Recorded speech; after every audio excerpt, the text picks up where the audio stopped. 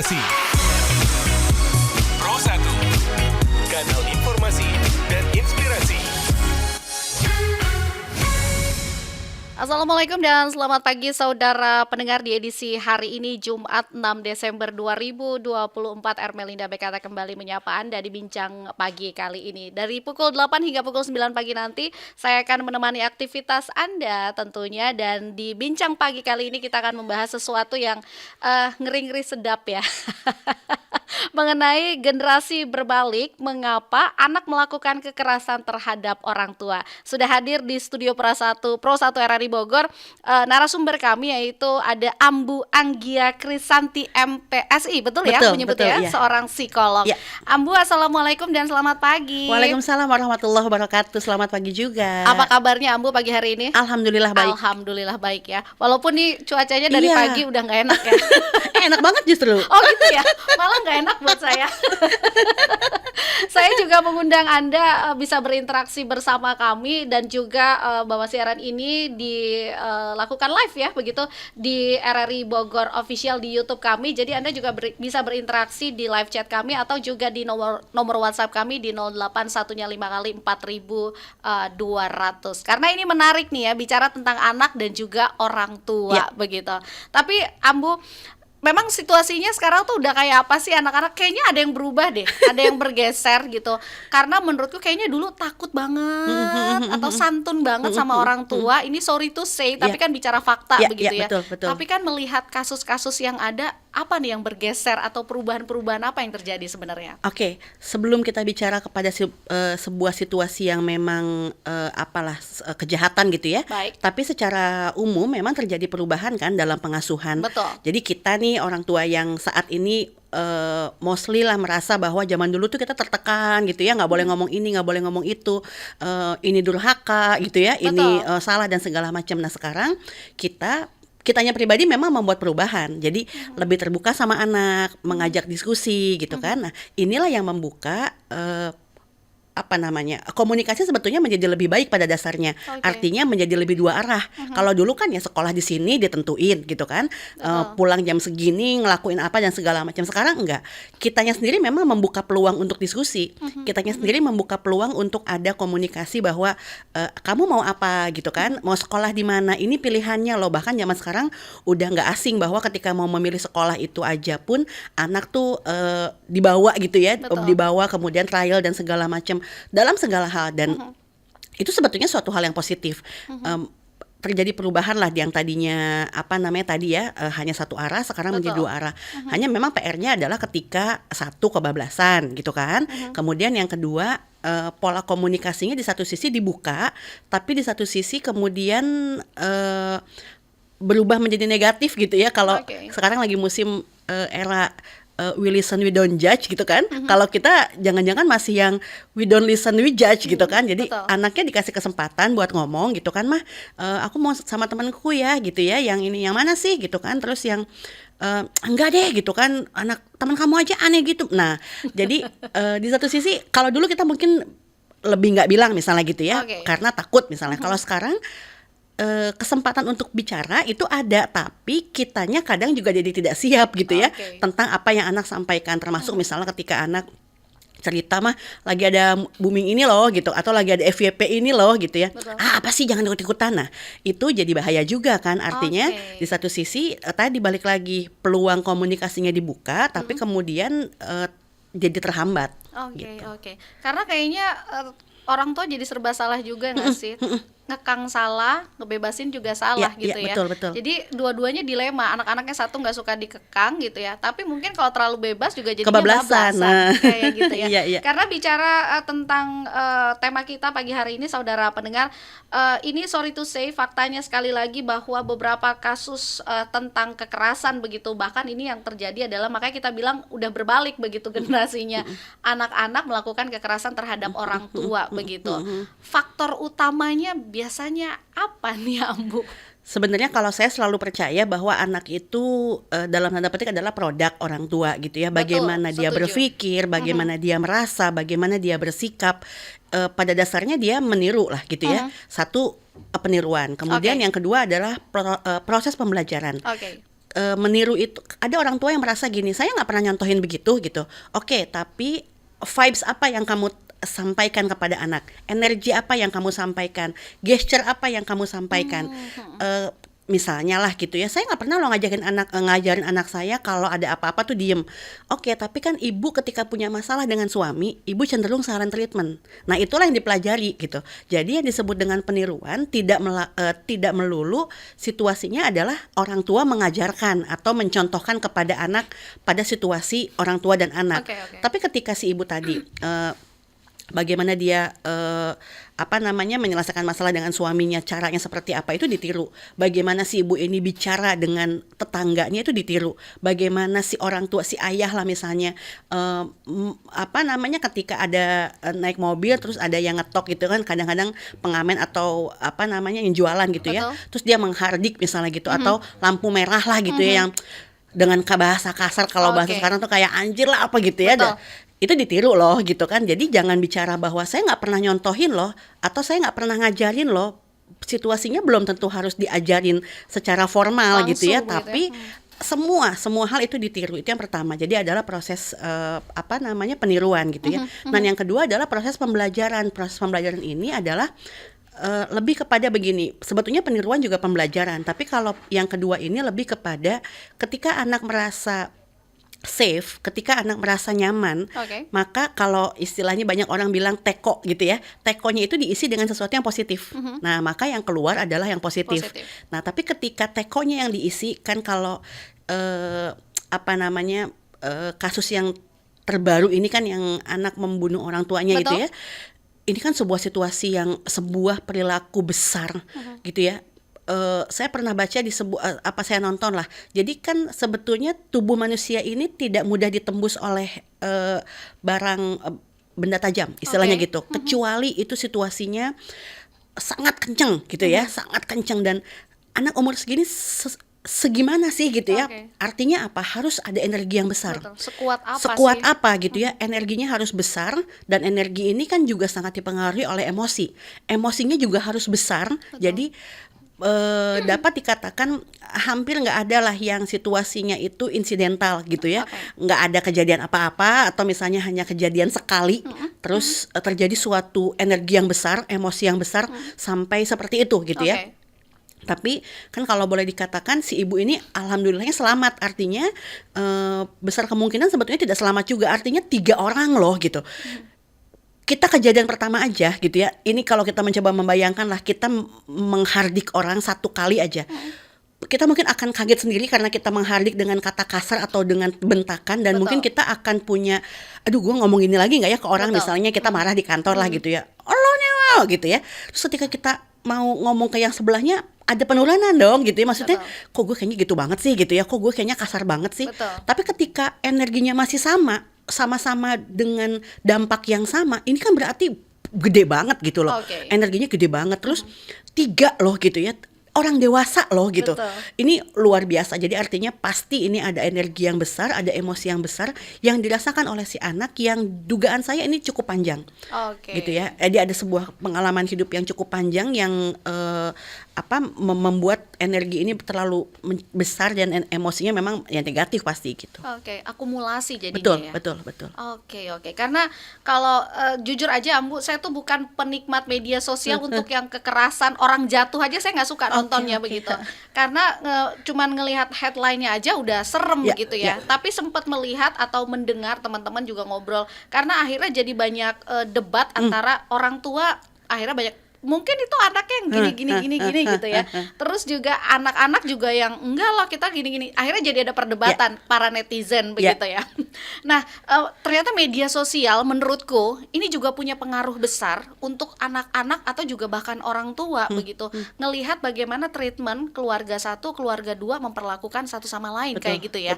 Ini cukup bikin stres gak sih? Banget gitu ya, banget. Jadi balik lagi, kalau zaman dulu kita ya tadi lah salah satunya kenapa kita tidak banyak meng-compare, karena kecuali teman kita cerita banget gitu ya, dan atau kita memang main ke rumahnya dan melihat dengan mata kepala sendiri apa yang terjadi di rumahnya, baru kita memahami gitu ya. Kalau sekarang kan enggak gitu, kita jadi yang lagi booming lah, misalnya marriage is scary gitu ya. Oke, betul. Ini lucu adalah banyak beberapa kasus anak-anak muda sebenarnya tidak melihat langsung bahwa marriage is scary gitu ya di rumah orang tuanya gitu ya, keluarganya aman-aman aja. Oke. Tapi karena itu terus-terusan, akhirnya dia ngerasa kayak ini adalah sebuah yang harus gue ikutin. Ini adalah sesuatu yang apa istilahnya tren gitu ya. Oke. Jadi kalau gue nggak scary, berarti gue nggak ikut tren gitu. Jadi gue Betul. harus punya mindset yang sama bahwa marriage is scary. Nah, begitupun dalam hal pendidikan, termasuk kayak misalnya sekarang lagi booming misalnya perempuan kemarin Prilly yang sempat ramai juga Oke, tuh betul. perempuan mapan ya gitu Betul, ya. harus independen. Independen. Terus dia merasa dia misalnya tidak terbentuk sebagai itu karena orang tua memprovide, terus ini anak perempuan lah gitu ya. Tapi akhirnya dia ngerasa kayak oh berarti harus begitu karena yang benar adalah itu. Nah, jadi Oke. balik lagi media sosial luar biasa. Luar biasa dan sebetulnya meskipun kembali lagi gini, filternya itu ada di hati anak. Nah, Oke. ketika hati anak ini sebenarnya dia positif, tadi teko gitu ya, isi teko ini. Ketika dia positif kayak Mbak Ermel deh, aku termasuk yang juga nggak nyaman. Jadi jujur ketika rame sekarang Israel Palestina gitu ya, saya melihat tapi tidak yang terlalu mengikuti, apalagi kalau terlalu banyak gambar dan video, Betul. nggak kuat gitu loh, Betul, karena saya lebih juga. lebih kepada gini. Oke, saya tahu apa yang bisa saya lakukan, misalnya gitu ya, boykot atau segala macam lah. Tapi tidak untuk menghantui kehidupan saya karena itu akhirnya berdampak pada saya. Betul. Nah, anak-anak kan belum tentu bisa. Oke. Gitu ya, filter tadi satu secara hati, kemudian secara logika. Makanya kenapa film-film itu meskipun tidak harus terkait dengan porn, tapi ada 13 tahun ke atas. Misalnya yang gore lah misalnya gitu Betul. ya. Kenapa belum bisa membedakan, atau hantu misalnya gitu ya? Karena apa? Belum bisa membedakan antara realita dengan yang tidak realita gitu ya, Oke. bahwa itu terjadinya di luar gitu kan, dan tidak di sini tidak ada, itu belum bisa. Nah, jadi balik lagi media sosial sangat sangat besar berdampak, terutama memang ya tadi pada anak-anak yang tekonya kosong gitu ya, atau tekonya cenderung air kotor. Oke. Gitu, maka cenderung dia akan mencari, bahkan menyukai, bahkan mencari hal-hal yang memvalidasi apa yang dia rasakan Betul. gitu. Oke, dan ini bukan sedikit menggurui begitu ya pendengar, tapi saya melihat beberapa kasus begitu, bahwa sesungguhnya kadang-kadang orang tua mungkin, ini saya akan siap diserang orang tua nih, karena mungkin punya pembelaannya masing-masing ya, tapi saya merasa bahwa dengan beban orang tua yang berat, ngasih makan misalnya begitu kan ya, terus pendidikan dan segala macam, kadang-kadang orang tua lupa bahwa anak-anak juga bisa stres. Ya. Dan memaksakan anaknya mungkin untuk tumbuh dewasa gitu ya. Ya. Karena saya ngelihat beberapa kasus anak-anak TK-nya atau anak-anak SD-nya udah disuruh cuci pakaian sendiri gitu. Dan udah pasti nggak bersih kan Ya, ya, ya. gitu. Tapi dipaksa kamu harus dewasa Ya. begitu. Dan ini kan akhirnya menimbulkan mungkin gitu ya, tanpa disadari si anaknya stres, jadinya melawan dan segala macam. Ambu sendiri ngelihatnya kayak bagaimana begitu? Bener nggak sih tanggapan saya ini? Karena saya ngelihatnya bahwa kadang-kadang orang tuh ngerasa bahwa gue udah cukup stres Ya. gitu. Padahal sebenarnya anak-anak juga bisa stres. Mungkin itu tadinya sedikit sepele, akhirnya jadi akumulasi. Betul. Gitu nggak sih Ambu? Ya, sebetulnya kalau kita kembalikan adalah terkait dengan ilmu gitu ya.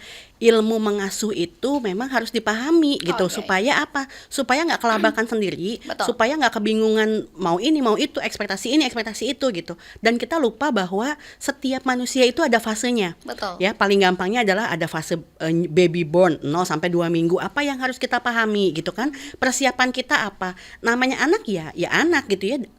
Sampai dia usia belum dewasa sebetulnya pola berpikirnya masih sangat dipengaruhi oleh kita gitu ya. Kemudian anak usia dini sampai 6 tahun, kemudian usia early childhood, anak itu berarti sampai lebih kurang sebetulnya sampai 15-17, meskipun nanti dibagi lagi ada remaja dan ada dewasa awalnya gitu ya.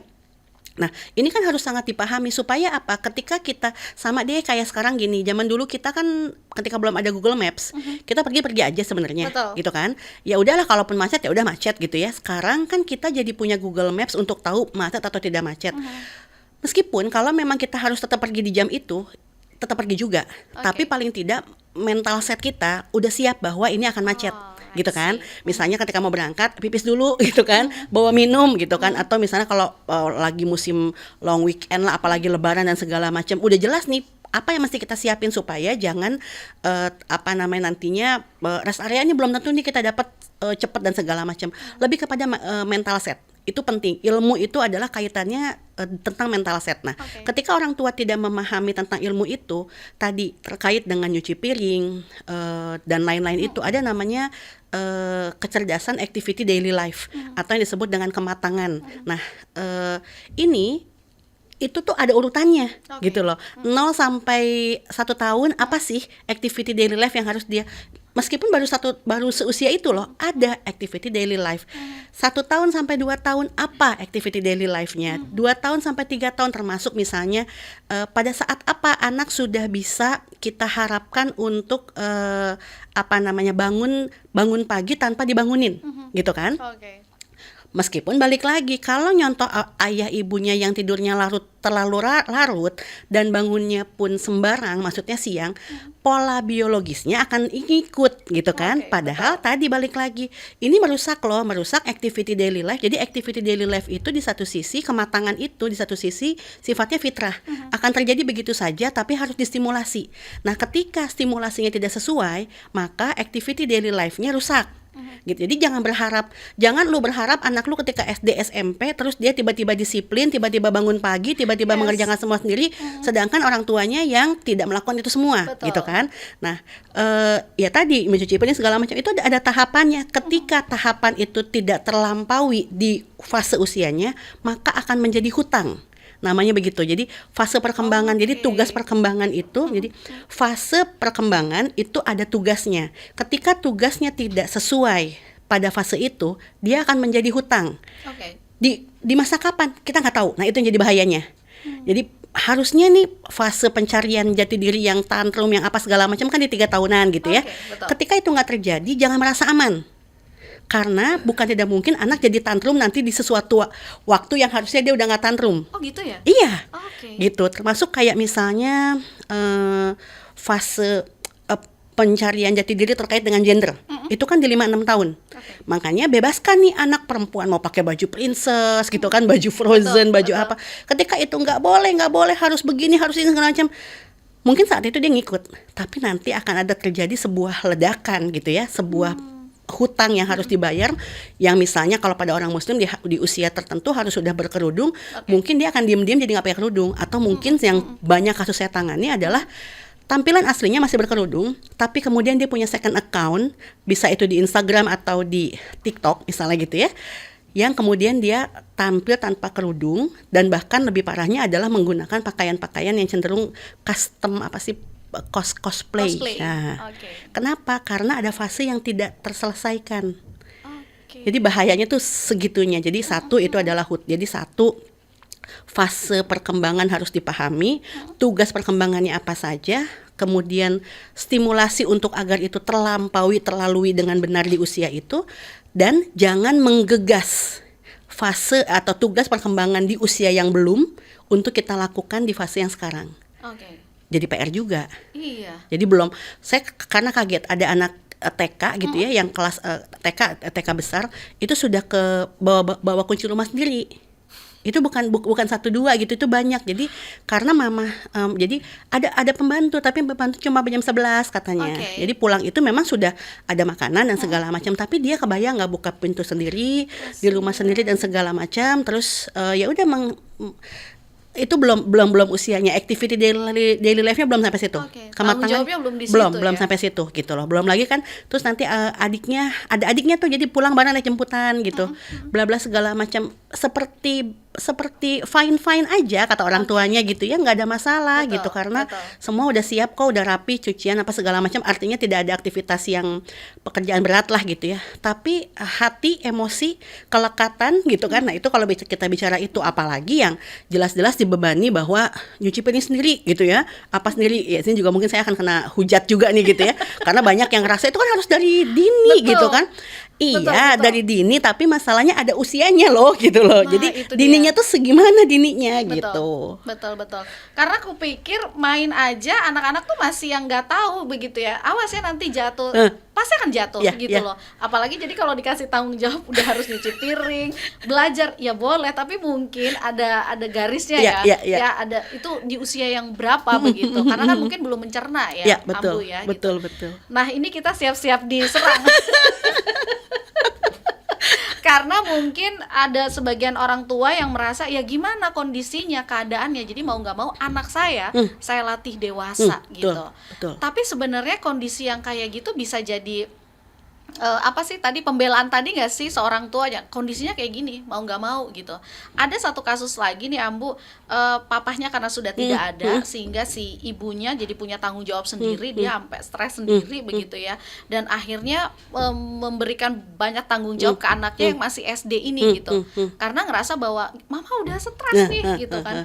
Jadi mau nggak mau kamu harus dewasa. Sebenarnya itu juga gimana sih Ambu begitu? Ya karena tadi ada pembelaan diri yang kayak mama udah sendiri harus cari uang sendiri gini sendiri. Jadi kamu mau nggak mau sendiri ya gitu. Itu gimana tuh Ambu? Kalau bicara pembelaan, semua orang boleh melakukan pembelaan sebenarnya ya. Cuman yang penting adalah siap nggak dengan konsekuensinya nanti, gitu kan? Ketika anak dewasa sebelum waktunya, bukan cuma kasus-kasus yang saya tangani, bukan cuma, justru banyaknya bukan karena orang tuanya salah satunya nggak ada, tapi salah satunya nih, aduh punten banget nih balik lagi nih, kayaknya bakal dihujat juga nih. Orang yang itu saya sepakat lah bahwa ada sunnah Rasul yang menyatakan bahwa banyak anak banyak rezeki. Itu adalah sunnahnya gitu ya. Betul. Bahwa untuk punya anak banyak, tapi kewajibannya adalah menumbuh kembangkan anak sesuai dengan fitrahnya, memberikan paling tidak ada 4 hak ya, hak hidup, tumbuh kembang, perlindungan, partisipasi. Ini wajib. Nah jadi kalau belum bisa yang wajibnya, jangan jalanin yang sunnahnya, kan gitu. Nah banyak orang adalah fokusnya di yang sunnah, yang wajibnya enggak. Antara lain adalah ada beberapa keluarga yang anaknya 5, 6, sampai 7, sampai 8. Kemudian akhirnya seperti punya pola yang dianggap wajar adalah adik yang lahir atau yang kesekian itu adalah tanggung jawab kakak. Betul. Gitu. Itu lukanya dalam loh, gitu kan? Lukanya dalam. Salah satunya adalah yang perempuan cenderung akhirnya membentuk dirinya terlalu mandiri. Gitu kan? Bahkan pada beberapa kasus yang saya tangani mereka child free. Ngerasa kayak gue udah capek gitu, gue udah ribet dari kecil gitu kan. Meskipun ketika tanya ke orang tuanya, masya Allah baik banget sih kakak mah gitu ya. Kakak tuh bener-bener deh sebelum berangkat sekolah tuh udah yang apa-apa segala macam. Dan anaknya juga terlihat seperti biasa-biasa aja. Luka tuh nggak terlihat begitu loh gitu ya. Terus jadi baru ngehnya adalah ketika misalnya udah umur 28, terus yang masih belum dekat sama cowok, terus masih yang terlalu mengejar karir dan segala macam, terus yang aduh gimana ya bu gitu kan bla bla bla. Terus ketika saya gali ternyata kan adalah salah satunya itu. Orang tuanya bingung karena kayaknya dulu gak kenapa-napa gitu ya kan. Emang teteh dulu itu ya gak suka ya? Enggak sih mah gitu. Bahkan si anaknya pun tidak sadar bahwa dia terluka gitu loh. Terluka. Jadi memberikan beban tidak sesuai dengan usianya, tanggung jawab tidak sesuai usianya juga adalah sebuah luka. Dan kalau kita bicara lebih dalam secara Islam itu kezoliman loh gitu. Ini orang tua kan lu yang mau punya anak gitu, bukan berarti karena benar-benar sampai yang belajar itu megang adiknya, ngurus adiknya. Jadi ada istilah gini, kalau udah anaknya lewat dari 3, anak keempat itu tanggung jawab si kakak pertama, anak kelima anak kakak kedua gitu. Oh ini luar biasa. Jadi ya kalau bicara stres, idealnya adalah kalau anak kita memang belum pada usia yang bisa berbagi stres dengan kita, cari support system siapa, misalnya mau orang tua kita, keluarga kita, orang apalagi kalau meninggal kan sebetulnya kita dengan keluarga pasangan harusnya tetap terlibat dong. Betul. Gitu kan untuk ini banyak yang jadi PR adalah kenapa sih kok kamu tuh ngerasa sendiri banget. Satu, apa memang tidak ada yang mau membantu atau kamu tidak membuka peluang orang lain untuk membantu. Gitu. Ini jadi berat ya. Iya. Tapi karena memang dari kasus ini begitu, maksudnya kan kita berusaha mencari akarnya begitu. Ini masalahnya di mana supaya harapannya adalah memutus jaringan tadi itu, generasi yang berbalik, jadi anak-anak jadi banyak melawan orang tua dan sebagainya begitu. Tadi kita bisa dikatakan bahwa kita berusaha mencari begitu ya untuk yang orang tua. Nah, sekarang kita ke anaknya gitu. Nah, anak tuh sampai ada di posisi yang tadi gitu ya. Dia sampai mohon maaf begitu, sampai melakukan kekerasan terhadap orang tuanya begitu, dari akumulasi tadi gitu. Kesehariannya memang harusnya gimana sih Ambu gitu, dan sampai ada amarah yang membesar itu tuh kenapa sebenarnya? Kalau kita bicara anak kan gini, fitrahnya atau naluriahnya manusia itu kan sebetulnya salah satunya adalah bicara dan berekspresi. Ya.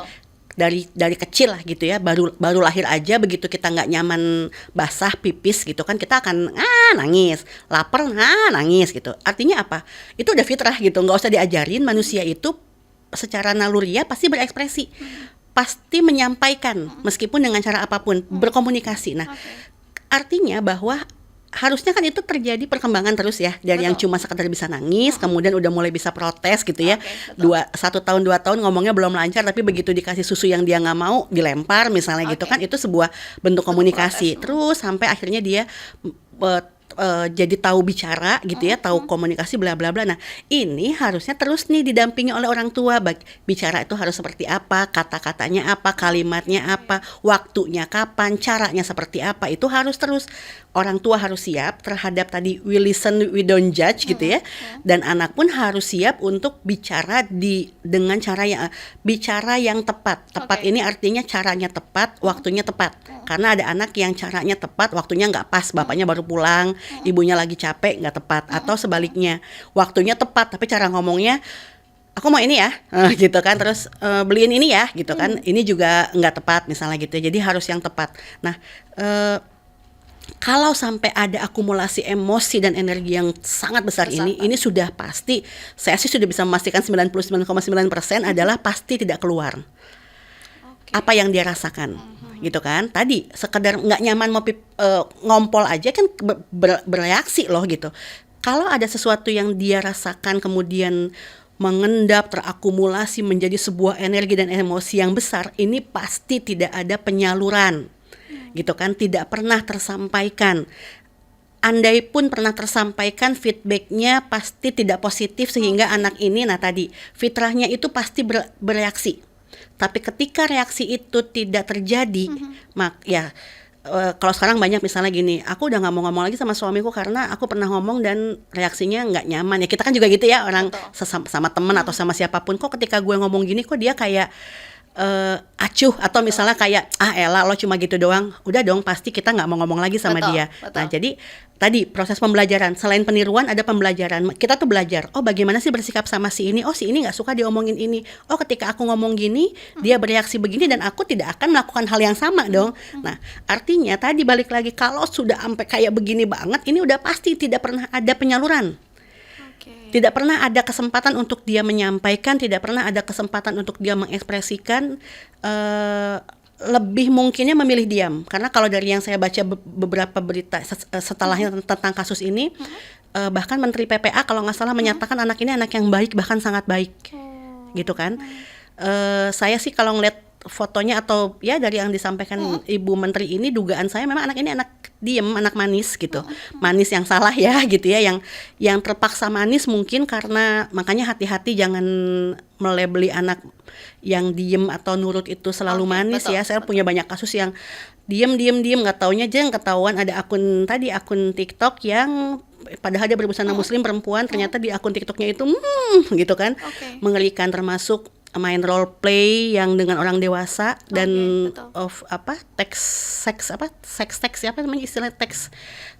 sexting. Jadi percakapan hubungan badan antara anak dengan orang dewasa di aplikasi itu, padahal anaknya masih anak SMP gitu kan. Nah ini kalau dan lucunya adalah ketika didatangkan ke saya, orang tua maupun guru tuh pasti nggak percaya karena rata-rata terlihat sebagai anak yang manis dan nurut. Gitu. Ya, sedih banget, memang sedih. Sebenarnya dalam tanda petik agak mending anak yang dianggap bukan rebel sih ya, cuma lebih kepada ekspresif gitu ya, yang aku nggak mau mah, kenapa sih mah ini gitu. Paling tidak meskipun dia tidak mendapatkan apa yang dia harapkan, tapi ada ekspresi gitu ya, ada kesempatan dia bicara lah gitu. Tapi ketika yang benar-benar akhirnya terpaksa diam, memilih untuk menjadi apa yang orang tua inginkan saja, anak baik, nurut, manis, soleh gitu ya, banyaknya berdampak lebih fatal gitu. Siap. Saya makin banyak penasaran what's going on gitu, karena ngerasa kayak ini ada apa sih gitu. Semua orang juga pasti bertanya-tanya begitu ya. Tapi memang saya juga punya harapan bahwa dengan media sosial, saya sih ngelihatnya jadi mungkin tadi reaksinya tambah berlebih karena mungkin ada yang dia lihat, Ya. ada yang dia tonton, Ya. akhirnya dia pelajari, dia ikutin, mungkin salah satunya betul, mungkin betul, begitu betul. ya. Jadi mungkin ini juga penting bahwa media sosial sepertinya harus agak-agak difilter begitu ya bagi anak-anak sejak dini ya, Ambu ya. Oke. Kita akan lanjutkan obrolan menarik kita. Tentunya sekali lagi Anda bisa berinteraksi bersama kami di 081-nya 5 kali 4200 di nomor WhatsApp Pro 1 RRI Bogor. Masih bersama dengan Ambu Anggia. Tentunya Anda boleh bertanya sebebas apapun ya pagi hari ini hingga pukul 9 pagi nanti. Jadi pastikan Anda tetap di sini, kita akan kembali setelah komersial break berikut ini. Pendengar, Pro 1 RRI Bogor memiliki program terbaru yang bernama Halo RRI. Halo RRI merupakan program untuk memfasilitasi masyarakat atau publik untuk menyampaikan ragam informasi atau pengaduan terhadap kebutuhan layanan umum dalam aktivitas lokal dengan tujuan untuk memperoleh solusi dari pihak terkait. Anda bisa melakukan interaktif dengan kami dalam menyampaikan keluhan, aduan, ataupun pertanyaan terkait pelayanan publik. Keluhan, aduan, pertanyaan Anda akan kami sampaikan kepada instansi atau pihak terkait untuk mendapatkan respon berupa konfirmasi atau jawaban solutif. Jangan lupa sebutkan nama, domisili, keluhan, aduan, ataupun pertanyaan yang ingin Anda sampaikan. Anda bisa mengirimkan voice note atau rekaman suara melalui WhatsApp Pro 1 dengan nomor 0811 111 4200. Pesan melalui live chat di aplikasi RRI Digital dan media sosial Instagram @RRI Pro 1 Bogor. Halo RRI dilaksanakan setiap hari Senin dan Jumat mulai pukul 9 sampai dengan 10 waktu Indonesia Barat. Anda yang sudah mengirimkan keluhan, aduan, ataupun pertanyaan, jangan sampai terlewatkan program Halo RRI.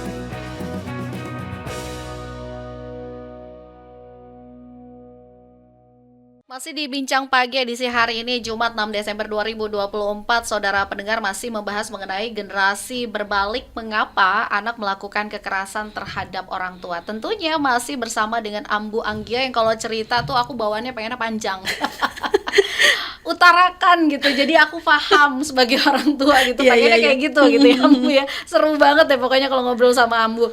Ambu, tadi kita udah tahu bahwa beberapa hal-hal yang mungkin harus dipelajari tadi ya, skill parentingnya, ada ilmu-ilmunya tentunya juga begitu. Dalam artian kita sih berusaha tidak menggurui begitu, tapi pasti memang semua hal ada cara-caranya begitu ya. Betul. Anak-anak juga seperti itu. Tapi mungkin Ambu bisa memberikan saran dan juga solusi begitu kepada orang tua dan juga anak-anak supaya hal ini tidak terjadi lagi begitu. Kalaupun memang tadi sudah dibahas begitu ya, ya salah satunya mungkin komunikasi dan lain sebagainya. Tapi mungkin ada hal-hal mendalam lainnya yang memang kita juga harus tahu nih sebagai orang tua dan juga sebagai anak begitu.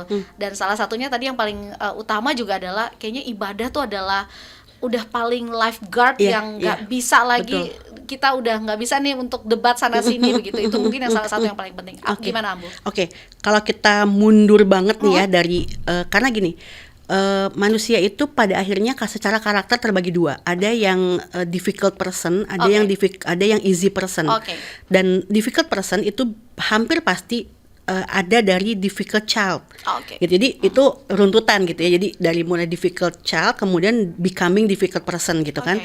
Meskipun kalau ada orang bertanya, ada nggak sih peluang untuk orang membaik? Selalu ada gitu kan. Tapi memang harus ekstra gitu ya. Misalnya ketemu dengan, kalau orang sekarang bilang orang tua ideologi misalnya gitu ya, atau orang yang memang mencerahkan dia, memberikan insight untuk dia berubah misalnya gitu. Nah begitupun ya, bahkan yang tadinya easy child gitu kan, yang harusnya menjadi easy person, bukan tidak mungkin di tengah jalan tuh ada sesuatu, misalnya pengalaman traumatik yang tidak bisa dia terima lah misalnya gitu ya. Nah gambaran seperti itu. Nah kalau kita mundur lagi, yang harus kita persiapkan pertama adalah kesiapan sebagai orang tua, gitu ya. Dan kalau saya percaya bahwa gini, namanya anak itu kan anugerah yang sebetulnya meskipun udah kita rencanain atau bahkan tahan untuk nggak punya, ketika Tuhan ngasih ya ngasih aja gitu ya. Nah makanya kesiapan itu tidak dimulai dari sejak menikah, tapi sejak sebelum menikah justru. Ketika kita nih, makanya kalau ada istilah memantaskan diri gitu ya untuk jodoh yang baik, sehingga pada saat nanti ketemu jodohnya dan menikah, mindset kita adalah ya kita siap, emang udah siap dengan kapanpun Allah akan kasih. Kesiapan ini betul memang pasti kaitannya dengan materi, tapi kan kalau materi itu terukur ya, anak satu ya segini juga cukup dulu deh gitu ya, makanya sebetulnya materi tidak menjadi yang utama meskipun itu tetap penting gitu. Justru kesiapannya balik lagi, kesiapan hati, kesiapan mental gitu kan, bahwa dari mulai masa konsepsi terus tahu hamil gitu ya, oe-oe mual-mual pagi. Ini jangan salah, semua sikap ibu yang pada saat kehamilan itu membentuk karakter anak loh, sudah membentuk karakter anak. Nah, terus kemudian pertanyaannya kalau gitu peran si ayah di mana? Peran si ayah adalah pasti sikap ibu terhadap penerimaan kehamilan sangat dipengaruhi oleh sikap ayah terhadap si ibu. Nah, makanya balik lagi kesiapan itu dari awal gitu kan. Suami laki-laki tuh harus siap ketika nanti dia akan beranjak dewasa, nanti akan menikah, nanti menikah menjadi suami menjadi ayah gitu kan. Itu harus siap, Mak. Termasuk menjadi support system bagi istrinya. Istri pun ya tadi harus siap juga dengan yang akan hadir gitu ya, bahwa laki-laki ini, dan banyaknya kan gini, banyak kasus adalah ketika sudah menikah, kalau pada perempuan PR-nya adalah tidak memindahkan support system kepada suami, tapi tetap kepada orang tua. Apa-apa mah, apa-apa ini aku gini, aku mau ini. Padahal harusnya ya belajar bahwa sekarang sudah suamimu loh gitu ya. Nah, terus trimester pertama, trimester kedua, makanya kenapa kalau mulai trimester kedua itu dokter udah mulai wanti-wanti, Bu, ini detak jantungnya agak lemah loh, ibunya jangan banyak stres ya. Artinya apa? Artinya ini sudah terbentuk gitu kan, termasuk aktivitas. Jadi, Bu, ini anaknya banyak diem, misalnya gitu kan, ibunya lebih coba ngelakuin apa yang senang, bla bla bla. Karena ketika anak diem gitu ya, terus tidak banyak, dia masih dalam kandungan loh gitu ya. Atau misalnya tadi detak jantung kan berpengaruh pada emosi ya gitu. Kebalik, emosi berpengaruh pada detak jantung. Jadi ketika anak lebih banyak merasa si ibu ini sedih, banyak kekhawatiran, tidak nyaman, itu berpengaruh pada saat dia dalam kandungan gitu. Terus sampai nanti akhirnya sampai lahir gitu kan, sampai lahir terus nanti terus nih kesiapan kita dari mulai kesiapan menjadi calon orang tua, menjadi orang tua gitu kan. Orang tua anak baby born seperti apa, ya udah 2 minggu itu fix lah kita harus siap bahwa kita tidurnya pasti akan berubah. Jadi jangan nggak siap, jangan berkeluh kesah kayak aduh anak gue rewel nih gue, ya itu anak, ya iya itulah gitu ya. Terus kemudian setelah 2 minggu kan idealnya anak sudah mulai bisa mengikuti jam biologis orang tua. Nah, ini banyak orang tua yang tidak siap, tidak tahu ilmunya di 2 minggu awal baby born. Bukan anak yang diajar mengikuti kita, tapi kita yang selalu mengikuti anak. Akhirnya jam biologisnya nggak pernah beres tuh. Jadi panjang, padahal jam biologis berantakan itu sebetulnya 2 minggu cukup. Gitu. Setelah itu nggak terlalu lah gitu ya, meskipun ya adalah namanya 2-3 jam mau nyusu lah pasti itu ya, tapi tidak yang rewel malam terus siang. Kan banyak bayi yang kebalik, aduh anak gue bingung banget deh kalau siang atau pagi tuh tidur melulu, kalau malam tuh. Ini artinya apa? Di awal kita terlanjur selalu ngikutin. Nah, ini nih kebayang nggak? Itu tuh kesiapan itu. Nah, terus nanti apa terkait juga dengan komunikasi pasti gitu kan. Sejak dalam kandungan, makanya kenapa ayah itu ade yang sehat ya, bla bla bla, itu komunikasi dari awal gitu kan. Ibu juga yang ade yang soleh ya, ayah lagi dinas keluar kota, kita sama-sama ya. Itu harus bukan hanya komunikasi tapi bonding. Nah, jadi kalau kita loncat atau bicara pada kasus yang terjadi di hari ini, bukan hanya kasus yang sedang ramai gitu ya, tapi banyak kenapa anak pasti kemudian berbalik karena tidak ada bonding. Anak tidak merasa ada keterikatan. Kan gini, kalau kita bicara ketuhanan, Tuhan itu goib gitu ya, tapi orang tua itu nyata. Paling tidak ketika anak keluar rumah ada temannya yang ngajak nggak bener, mungkin dia nggak inget dosa, karena dosa itu goib gitu ya, nggak benjol. Tapi paling tidak, aduh kalau orang tua gue ngeliat malu nggak ya gitu. Aduh kalau papa tahu aku nggak sekolah sedih nggak ya, papa kan udah, paling tidak itu kepada sesuatu yang real. Tapi ketika dengan yang real saja tidak ada bonding, ya bablas. Nah, jadi semua berawal dari bonding. Bonding itu diciptakan bahkan sejak masa konsepsi, baik dari ayah maupun kepada ibu. Makanya ada istilah, hadiah terbaik yang bisa seorang ayah berikan kepada seorang anak adalah kasih sayang dia kepada ibunya. Gitu. Jadi karena yang di rumah paling banyak kan ibu sebenarnya. Jadi kalau ayah bilang ya gue ketemunya jarang, iya, tapi mereka ketemu banyak dengan ibu lo, ibunya gitu kan. Dan emosi ibunya ini sangat dipengaruhi dengan sikap kamu kepada dia. Meskipun kamu dinas luar, meskipun kamu kerjanya sibuk, tapi ketika istri tetap merasa ada bonding sama suaminya, dia nyaman sama anak-anaknya. Jadi kebayangkan tuh runtutannya. Nah, ketika makin besar kan, karena masalahnya kan anak pergaulannya makin meluas gitu ya, terus dengan teman-teman, dengan guru, dengan apa segala macam. Belum lagi sekarang media sosial. Kalau ada bonding, tetap baliknya ke situ. Tapi ketika tidak ada bonding, jangankan ada peluang, nggak ada peluang pun dicari buat nakal. Tapi kalau ada bonding, ada peluang, dia bisa menghindari. Itulah yang sebut dengan, kalau kita kan bicara porn aja ya, itu ada itu kita nggak bisa hindari untuk anak tidak terpapar. Karena main game tiba-tiba ada iklan gitu kan, main apa, akan selalu ada pada peluang itu. Tapi setelah terpapar, anak ini punya, jadi kalau terpapar sama dia kayak kita ke pantai, apalagi di Bali misalnya gitu ya, kita nggak bisa tuh menghindari melihat apa gitu. Tapi apakah kemudian mau diliatin terus gitu kan, mau disamperin, mau diajak ke clubbing misalnya gitu kan, itu kan keputusan kita. Tapi apa yang dilihat depan mata ya nggak bisa. Nah, balik lagi, anak terpapar itu hampir pasti, kalau saya bisa menyatakan 100% lah, semua anak terpapar pasti gitu. Tapi kemudian pilihan dia apa? Melanjutkan menonton, atau bahkan sampai ngeklik dan mencari saluran-saluran lain, terus menjadi tambah penasaran, menjadi melakukan terus segala macam, itu kembalinya ke bonding. Gitu. Tapi kalau udah nggak ada bonding, nggak terpapar sekalipun, dia cari tahu. Saya lagi nanganin klien, itu awal dia tahu tentang porn itu justru dari temennya, bayangin, tetangga. Kenal pun enggak gitu awalnya, temennya, jadi temennya dianya waktu itu 2 SD, temennya itu 6 SD, punya teman anak SMA. Si temennya ini sama anak SMA itu enggak akrab-akrab banget padahal, tapi pernah main doang. Tapi terus dia menjalin hubungan dan segala macam, jadi malah beneran temenan, terus masuk ke dalam porn gitulah, porn activity gitu kan. Itu ketika tidak ada bonding, maka peluang diciptakan. Ketika ada bonding, ada peluang sekalipun dia bisa menghindari dan membatasi dirinya. Gitu. Oke. Ini memang akhirnya jadi tanggung jawab bersama begitu ya di keluarga, karena akhirnya mungkin kalau bisa dibilang adalah sesungguhnya keluarga tuh harusnya jadi surganya anak di bumi begitu ya. Jadi semuanya harusnya kembalinya ke situ gitu. Jadi ini jadi tugas berat untuk pendengar di pagi hari ini, tapi pasti bisa dilewati ya, Ambu ya. Harusnya bisa dilewati karena kan hidup itu adalah tantangan, dan ini adalah tantangan anak baru lahir, tantangan. Anak nanti kita kan begitu lahir kan pengennya anak bisa jalan gitu kan, padahal nanti begitu belajar jalan juga tantangan tuh, nggak mau diem lah, kejeduk lah apa segala macam.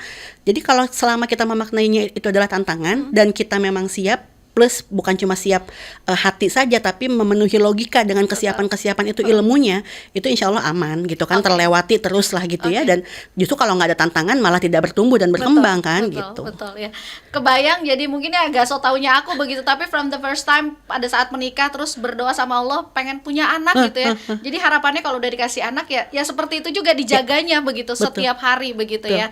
Jadi berusaha tidak menggurui, tapi mungkin ini adalah salah satu ajakan untuk memperbaiki, karena tidak ada yang terlambat tentunya ya. Karena masih panjang ya, Ambu ya, perjalanan anak-anak. Saya bahkan sering bilang, banyak kan klien yang anaknya udah dewasa, gimana nih segala macam.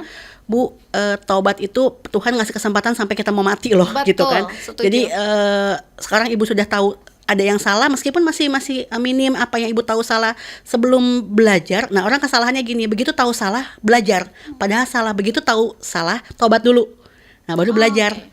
Gitu. Betul. Banyak orang belajar lupa nih, nggak ditobati nih, padahal tobati dulu gitu. Oke, siap. Dan juga sedikit orang tua juga harus, mungkin saya juga belajar begitu ya, bahwa anak-anak juga sesungguhnya berjuang di luar sana. Untuk mungkin tadinya nggak bisa menghindar, tapi gimana aku diajak segala macam dan segala macam. Tapi yang jelas adalah orang tua berjuang, anak-anak juga berjuang ya. Betul. Oke, siap. Ada yang ingin sampaikan terakhir, Ambu, untuk para orang tua dan juga anak-anak di luaran sana, hal-hal yang manis yang mungkin akhirnya bisa menghangatkan keluarga kembali. Oke. Secara fitrah pada dasarnya ketika Allah sudah menjadikan kita ini sebagai keluarga gitu ya, orang tua tidak kan, anak suka bilang bahwa gue nggak milih lo jadi anak gitu. Iya, orang tua juga nggak milih lo jadi anaknya gitu. Mungkin kalau mereka mau milih juga nyarinya yang manis aja gitu kan. Jadi balik lagi bahwa takdir terbesar selain kehidupan dan kematian adalah kita menjadi keluarga. Oke. Gitu. Dan ketika menjadi keluarga, saya cukup percaya bahwa Allah itu menyiapkan justru adalah rahmatnya, gitu kan, bukan ujian atau bencananya, tapi rahmatnya dulu. Nah, kita kembalikan dulu ke situ yuk, bahwa anak itu banyak tidak tahu, orang tua pun banyak tidak tahu, gitu kan. Orang tua ketika anak belajar, orang tua pun sedang belajar. Betul. Nah, kalau saya poinnya adalah, kalau orang bilang bahwa kuncinya ada di komunikasi, kalau saya bilangnya adalah kuncinya ada di husnuzon, di hati yang positif, di hati yang baik. Karena komunikasi itu belum tentu kita bisa lakukan. Jadi misal ketika anak kita ke sekolah, terus harusnya jam 12, jam 1 udah ngabarin bahwa dia mau pulang, kok nggak ada kabar, gitu ya. Daripada kita aduh ini main nih, aduh ini segala macam, lebih baik ya Allah mungkin kehujanan, mungkin HP-nya mati, mungkin supaya apa, supaya husnuzon ini positive thinking, hati yang positif ini paling tidak menjadi doa yang membersamai mereka. Betul. Gitu kan. Setuju banget. Begitupun ketika misalnya anak ngerasa aduh kok belum dipesan, kadang-kadang anak lupa gitu ya ngisi e-wallet GoPay misalnya gitu ya, padahal udah mau pulang nih, terus yang mama kok lama sih, nah daripada pasti mama sibuk nih, pasti lebih baik aduh mama mungkin nggak ngeh ya, mungkin mama nggak ini, terus sambil kita nyapun ya Allah gimana ya, gimana. Jadi apapun lah, bahkan kita kan ada gini, kepada sesama manusia saja kita harus memberikan peluang maaf sebesar-besarnya, apalagi pada orang yang Allah loh yang mentakdirkan kita menjadi keluarga. Masa iya sih kita pemaafannya itu minim gitu kan. Jadi satu, syukuri bahwa kita adalah keluarga, itu yang banyak sering dilupakan. Orang tua berkeluh kesah tentang anak berkeluh, mereka lupa bahwa ini takdir loh. Lo ketika lo nggak terima maka lo menyalahi takdir gitu kan. Lo tidak menerima terhadap yang memberikan takdir. Yang kedua adalah husnuzon, berbaik sangka bahwa Allah itu menjadikan kita dengan segala rahmatnya, dengan segala rezekinya gitu kan. Dengan apapun kesalahan yang terjadi di antara salah satunya, maafkan dulu, taubati dulu gitu. Jadi maafkan orangnya, orang tua atau anaknya, kitanya juga bertobat, kemudian sama-sama memperbaiki itu. Betul. Itu sih mudah-mudahan. Oke, siap. Semoga pembelajaran di pagi hari ini begitu ya, dialog kita pagi hari ini tuh jadi sharing and caring ya buat semua yang mendengarkan di pagi hari ini. Jadi mungkin atau juga nanti bisa konsul-konsul sama Ambu nih. Boleh. Ya boleh Ambu ya, siap. Biar kita sering-sering undang Ambu ke Pro 1 ya. Ayo siap. Oke, Ambu terima kasih untuk Sama-sama, waktunya. makasih Thank you. banyak ya. Sukses untuk Ambu, sehat selalu juga. Semoga nanti klien-kliennya yang semakin banyak ini juga bisa terima hal-hal yang positif bagi hari ini ya. Amin. Siap deh kalau gitu. Oke, itu dia saudara pendengar, obrolan menarik kita di pagi hari ini di Bincang Pagi edisi hari ini Jumat 6 Desember 2024. Pokoknya sukses selalu untuk Anda dan selamat memberikan kasih sayang kepada anak-anak Anda di pagi hari ini begitu, dan juga keluarga Anda di sekitar Anda tentunya. Ermelinda pamit undur dan selamat pagi.